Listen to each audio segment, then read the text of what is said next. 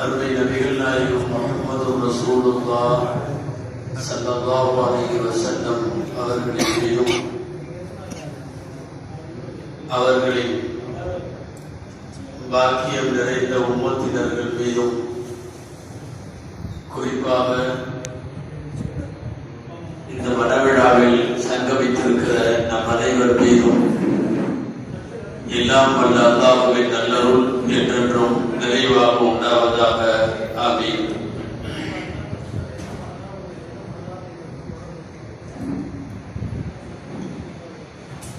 அல்லாஹ்வின் பேரருளால் இன்றைக்கு மனவிழா காணுகிற இந்த தம்பதிகள் வாழ்க்கையில் எல்லா நலன்களும் பெற்று வாழ வேண்டும் என்று பிரார்த்திப்பதற்காக வேண்டி நாம் எல்லாம் இங்கே குழுமி இருக்கிறோம். எல்லாம் வல்ல அல்லாஹ் இந்த பிரார்த்தனையை கபூல் செய்வானாக. திருமணத்திலே அதிலும் உலமாக்கள் பங்கு கொள்ளக்கூடிய திருமணங்களில் வாழ்த்துறைகள் என்பது நீண்ட நெடிய நேரம் வாழ்த்துறைகள் இடம்பெறும். ஆனால் காலத்தினுடைய சூழ்நிலை கருதி பத்திரிகையிலே 10:30 மணி என்று போட்டிருக்கிற நிலையில் நாம் 12 மணியை தொட்டிருப்பதால் இங்கே வந்திருக்கிற பல்வேறு உலமாக்களும் பேசாமல் எல்லோருக்குமாக சேர்ந்து ஒரு 4 வார்த்தைகள் நான் பேசி நிறைவு செய்வதற்காக ஆசைப்படுகிறேன். அதற்காக நீண்ட சிறப்புரை எல்லாம் இருக்கும் என்று நீங்கள் பயந்து விட வேண்டாம். பொதுவாக ஒவ்வொரு கல்யாணத்திலையும் ஒவ்வொரு மாதிரி பேச சொல்லுவாங்க. சில கல்யாணத்துல மாப்பிள்ளை இன்னும் வரல, வர வரையும் பேசுங்கப்பாங்க. அதனால மாப்பிள்ளை வர வரையும் பேசிட்டே இருக்கணும். சில கல்யாணத்துல நிக்கா புக்கு இன்னும் வரல, அதுவரையும் பேசிக்கிட்டே இருக்கேன்னு சொல்லுவாங்க. இதெல்லாம் கூட பரவாயில்ல. சில கல்யாணத்துல ஆர்டர் பண்ண சாப்பாடு வரல, அதனால அதுவரையும் பேசிக்கிட்டே இருக்க அப்படின்னு சொல்லுவாங்க. இங்க மாப்பிள்ளையும் வந்தாச்சு, எல்லாம் வந்தாச்சு, பொண்ணுகிட்ட இருந்து கையெழுத்து வரல. அதனால பொண்ணுகிட்ட இருந்து கையெழுத்து வர்ற வரையும் உங்களுக்கு வேற வழி இல்லை, உட்கார்ந்துதான் ஆகணும். அதனால சில வார்த்தைகள் உங்களோடு நான் பேசிக்கொள்ள ஆசைப்படுகிறேன். எங்களுடைய மதரசாவிலே பேராசிரியராக இருக்கக்கூடிய மாப்பிள்ளை அஸ்வருத்தீன் அவர்கள் அடையாறிலே மதரசா துவங்கப்பட்டு சற்றேறக்குரிய ஒரு 5-6 ஆண்டுகளாக எங்களோடு பேராசிரியராக இருக்கிறார்கள்.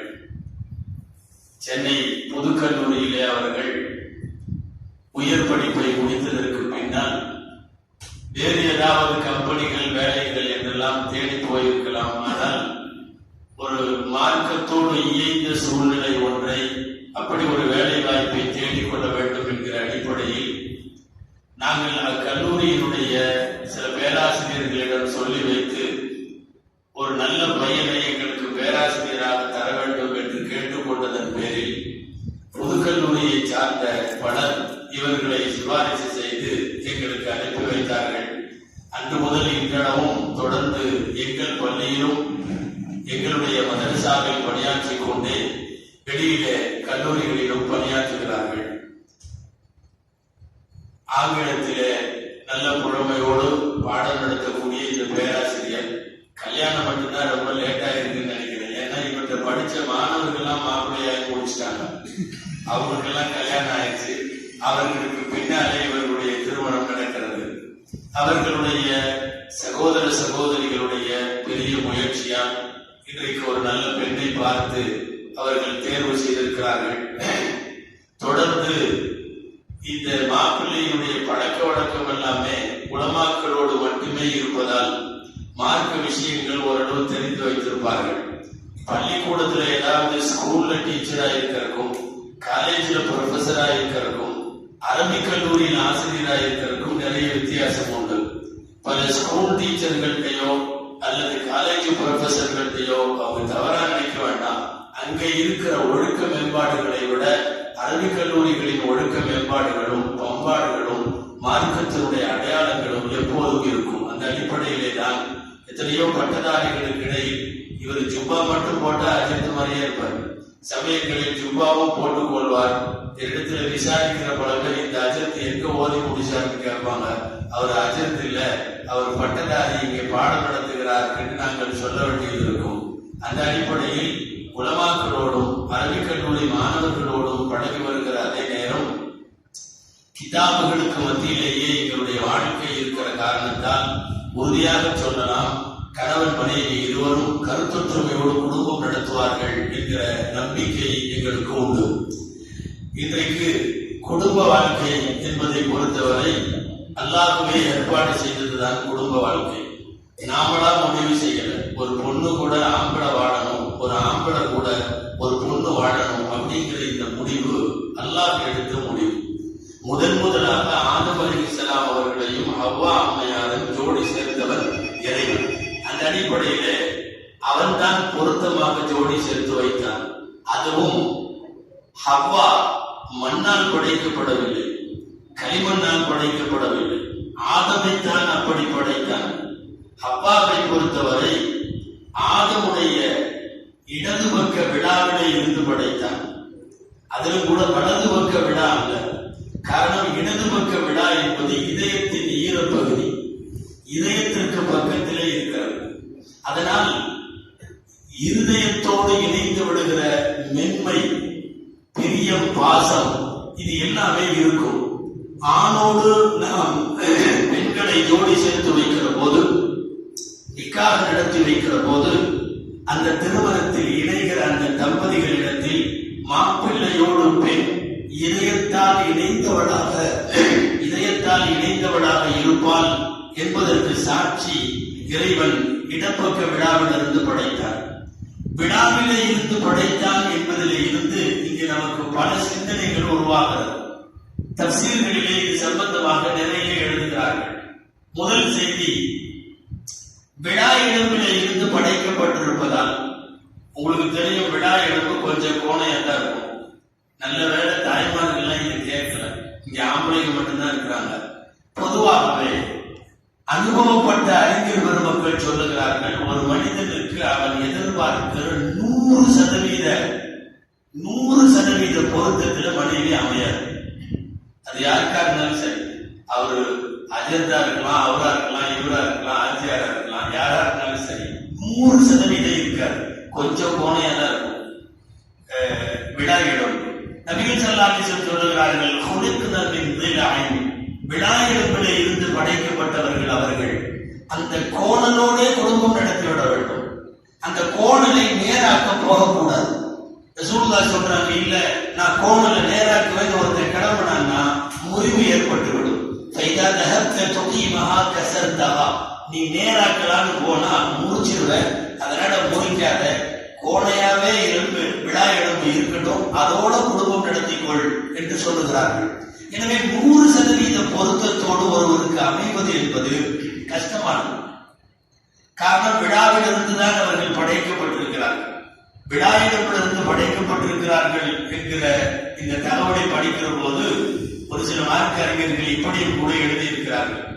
அலி ரலியல்லாஹு அன்ஹு ஒரு வழக்கு வந்தது. யாரோ ஒருத்தரை பத்தி சொத்து விவகாரம், சொத்து பிரிக்கிறத பத்தி உண்டான ஒரு வழக்கு. ஒரு ஆள் ஆம்பளையான்னு தெரியல, பொம்பளையான்னு தெரியல, எப்படி முடிவு பண்றதுன்னு கேட்டுக்கிறாங்க அலி ரலியல்லாஹு அன்ஹு. வழக்கு நேரத்துல அலி ரலியல்லாஹு அன்ஹு சொன்னாங்களாம், இடது பக்க விழா எடுப்பையும் வலது பக்க விழா எடுப்பையும் எண்ணி பாருங்க, ஒண்ணு கம்மியா இருக்கும். யாருக்கு? ஆண்களுக்கு ஒண்ணு கம்மியா இருக்கும். காரணம், அதுல இருந்து எடுத்துதான் மனைவியை படிச்சாச்சு. பெண்களுக்கு ஒரு விழா இழப்பு கூட இருக்கும் அப்படின்னு அலி ரலியல்லாஹு அன்ஹு சொன்னதாக ஒரு செய்தி பதிவாக இருக்கிறது. அப்போ விழா இழப்பிலிருந்து தான் இறைவன் படைத்திருக்கிறார். ஆதமை மட்டும் கொஞ்சம் களிமண்ணிலிருந்து படைத்திருக்கிறார். களிமண்ல இருந்துன்னா வெறும் களிமண் அல்ல, வெறும் ஃபர்ஸ்ட் மண்ணு. அந்த மண்ணை குழைக்கிறாங்க, குழைச்சதுக்கு அப்புறம் அதை காய வைக்கிறாங்க. சுட்ட சட்டியை போல ஆகிவிடும்.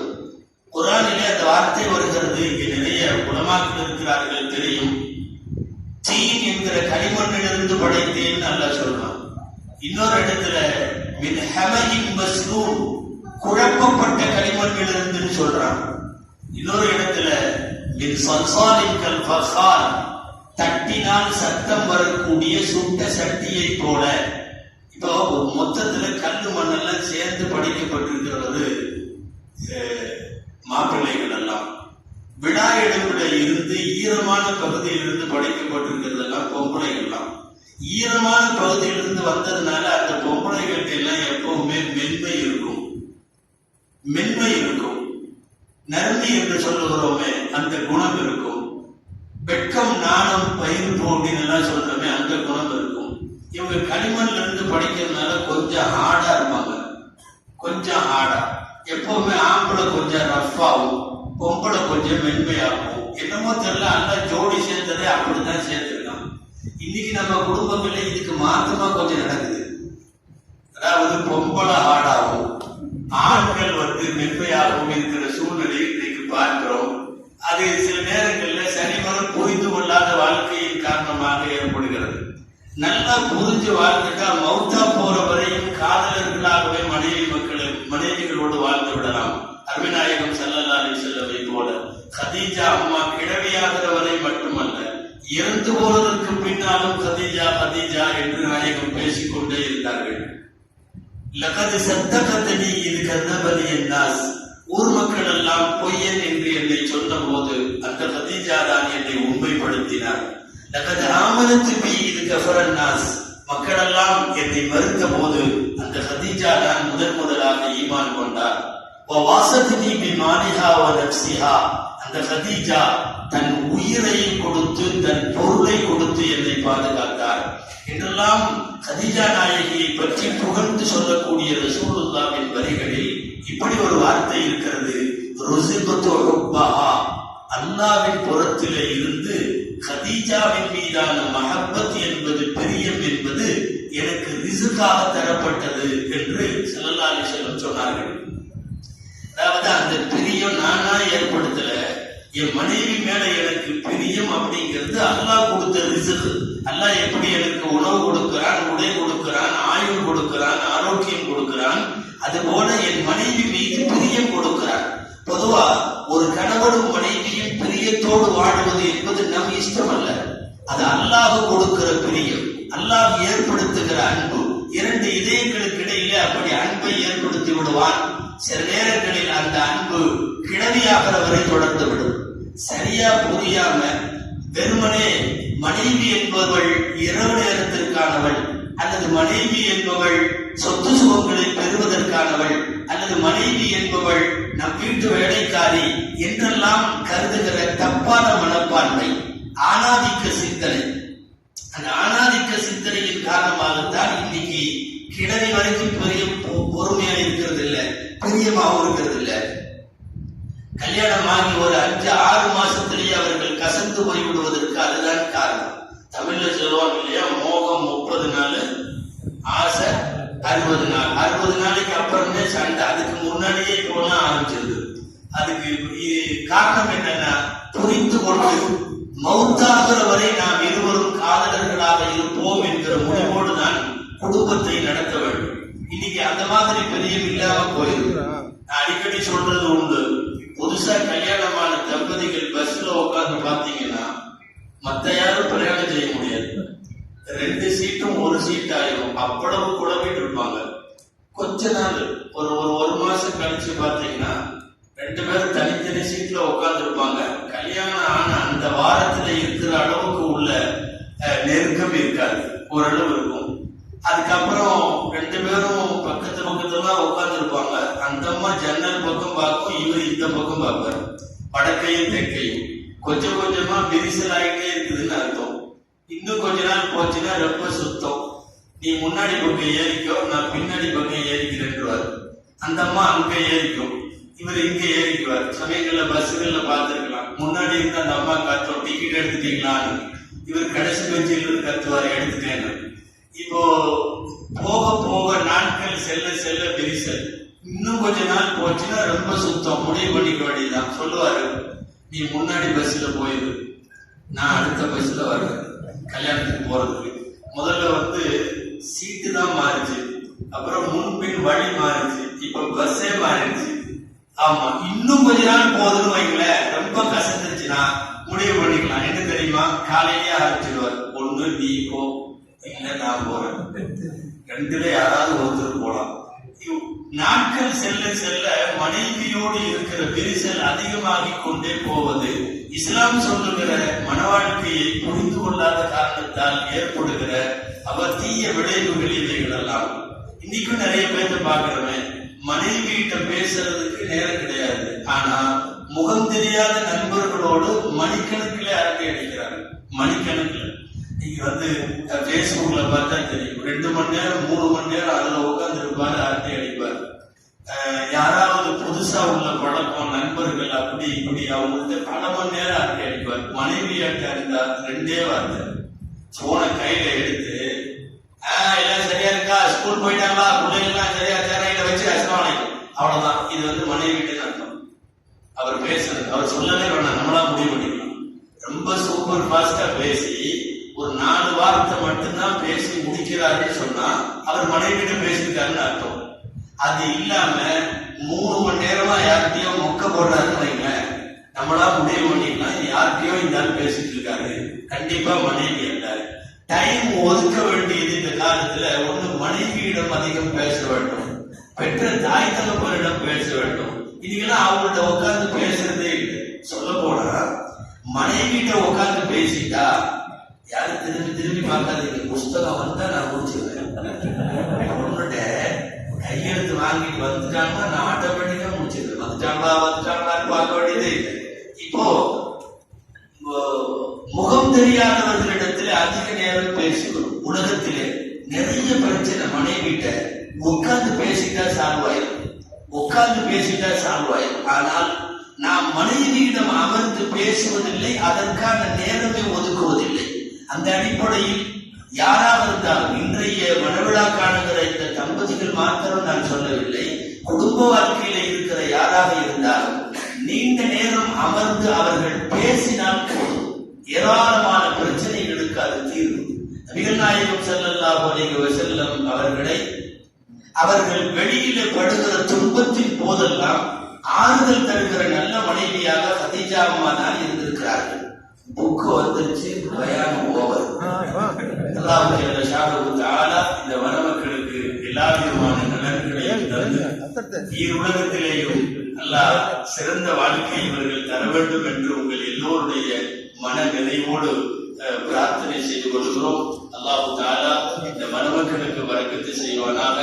இவர்கள் உறவினர்களோடு, இவர்கள் சகோதர சகோதரிகளோடு, பெற்றோர்களோடு, பெரியோர்களோடு, 2 தரப்பினுடைய உறவுகளோடெல்லாம் சுமூகமான உறவை எப்போதும் மேற்கொள்வதற்கு அல்லாஹ் தௌஃபீக் செய்வானாக. ஊர் போற்றுகிற நல்ல தம்பதிகளாய் வாழவும், நல்ல சாலிஹான மக்களை பெற்றெடுக்கவும் எல்லாம் இறைவன் அவர்களுக்கு தௌஃபீக் செய்வானாக. ஆமீன். வ ஆகிரு தஅவானா அல்ஹம்துலில்லாஹி ரப்பில் ஆலமீன். அஸ்ஸலாமு அலைக்கும் வ ரஹ்மத்துல்லாஹி வ பரகாத்துஹு.